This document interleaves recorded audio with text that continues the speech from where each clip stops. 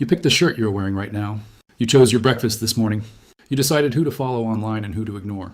All of those choices felt deliberate. They felt like you. What if most of them were driven by something you never think about? Something you share with every human being who has ever lived. Every animal fights to stay alive. Only one animal knows it will lose that fight. You know you are going to die. You have known it since you were about 4 years old. That single piece of knowledge creates a problem no other creature faces. And your brain has been solving it in the background ever since. 3 psychologists named Sheldon Solomon, Jeff Greenberg, and Tom Pyszczynski spent decades mapping how this problem shapes your behavior. They call their framework terror management theory. The name is literal. Your mind manages terror, the terror of your own extinction. And it does this so effectively that you rarely notice the seed was a book. In 1973, a cultural anthropologist named Ernest Becker wrote The Denial of Death. He argued that the fear of mortality is the primary force behind human culture. Art, religion, nations, careers. Becker saw all of it as elaborate architecture built to distract us from the fact that we will cease to exist. The book won the Pulitzer Prize for General Nonfiction in 1974, 2 months after Becker died of cancer. Here is the mechanism. Your brain holds 2 contradictory facts at once. Fact 1, you have a biological drive to survive hardwired into every cell. Fact 2, you possess the cognitive ability to understand that survival is impossible in the long run. This contradiction produces what TMT calls existential anxiety, a constant low-grade dread that would paralyze you if it reached conscious awareness. So your brain builds buffers. The first buffer is your cultural worldview. This is the shared belief system that tells you the universe has order, your life has meaning, and you matter. Religion qualifies. National identity qualifies. Political ideology qualifies. Even being a devoted fan of a sports team qualifies. Each one promises that something about you extends beyond your biological lifespan. The second buffer is self-esteem, not the inflated kind from motivational posters, the specific feeling that you are living up to the standards of your cultural worldview. If your culture values hard work and you work hard, you feel valuable. If your culture values faith and you practice faithfully, you feel valuable. Self-esteem is the meter that tells you the buffer is working. In 1989, a team of researchers ran a study that changed how psychologists think about everyday judgment.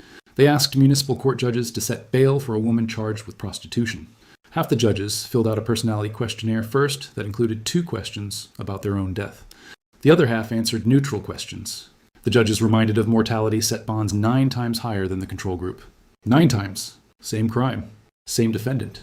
Different bail because death was on their minds.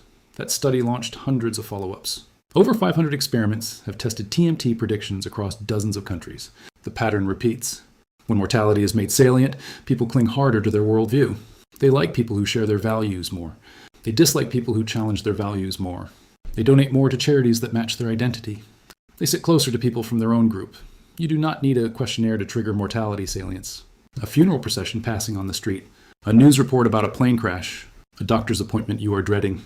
Even standing near a cemetery shifts your behavior. Researchers found that people walking past a funeral home drove more carefully and rated their own culture more positively. Your brain is scanning for death cues around the clock and adjusting your behavior without asking permission. There is a darker layer. Mortality salience does not just make you love your group more. It makes you aggressive toward anyone who threatens it. McGregor and colleagues demonstrated this in 1998. Participants reminded of death allocated significantly more hot sauce to a person who criticized their worldview. They were willing to inflict real discomfort on a stranger, simply because that stranger challenged a belief they hold. The death reminder turned a philosophical disagreement into a physical punishment. Think about political polarization. Think about culture wars.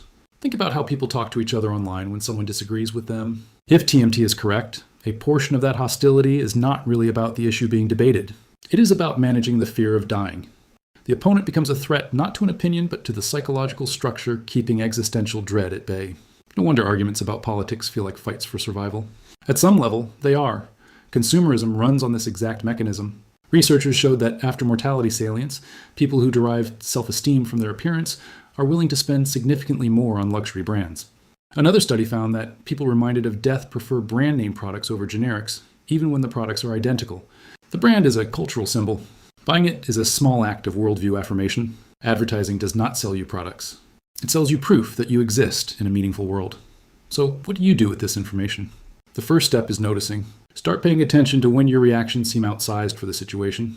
Road rage after driving past a hospital. Sudden defensiveness when someone questions a belief you hold. A compulsion to buy something after reading about a tragedy. The gap between the trigger and your response is where terror management lives. The second step is building self-esteem on something broader than a single cultural niche. If your entire sense of value comes from one identity, your job, your political tribe, your religion, then any threat to that identity feels like a threat to your existence. Diversify. Find multiple sources of meaning. A creative practice, a community role, relationships that exist outside any ideology. More pillars mean the building does not collapse when one pillar cracks. The third step is confronting mortality directly instead of outsourcing that job to your unconscious. This sounds unpleasant because it is. But research on terror management itself shows that people who have thought deeply about death, who have accepted it rather than denied it, show weaker mortality salience effects. They still feel the fear. They just do not let it drive their behavior as hard. Philosophers and monks figured this out centuries ago. Modern psychology is catching up. Consider the irony. The theory that explains how death anxiety controls you was built by people who spent their careers thinking about death every single day. Solomon, Greenberg, and Pyszczynski made a living studying mortality, writing about it, discussing it at conferences. They faced the fear professionally, and their work gave the rest of us a map of the machinery running beneath our awareness. You will keep managing terror. That is non-negotiable. Your brain will not stop building worldviews and seeking self-esteem. The question is whether you manage it blindly or whether you choose the terms. Blind terror management pushes you toward tribalism, conformity, and consumer debt. Conscious terror management lets you pick which values deserve your loyalty and which reactions you want to override. Ernest Becker died knowing his book would outlive him. That is the only kind of immortality any writer gets. TMT suggests that everything from building cathedrals to posting photos of your lunch is an attempt at the same thing. Leaving a trace, proving you were here. The difference is whether you do it with awareness or on autopilot. Next time you feel a surge of hatred toward a stranger online, or an urge to buy something you do not need, or a sudden conviction that your group is right and everyone else is wrong, pause. Ask yourself what you were thinking about 10 minutes earlier. Was there a death cue? A news headline? A health worry? A friend's illness? If the answer is yes, then you just caught your terror management system in the act. What you do next is up to you.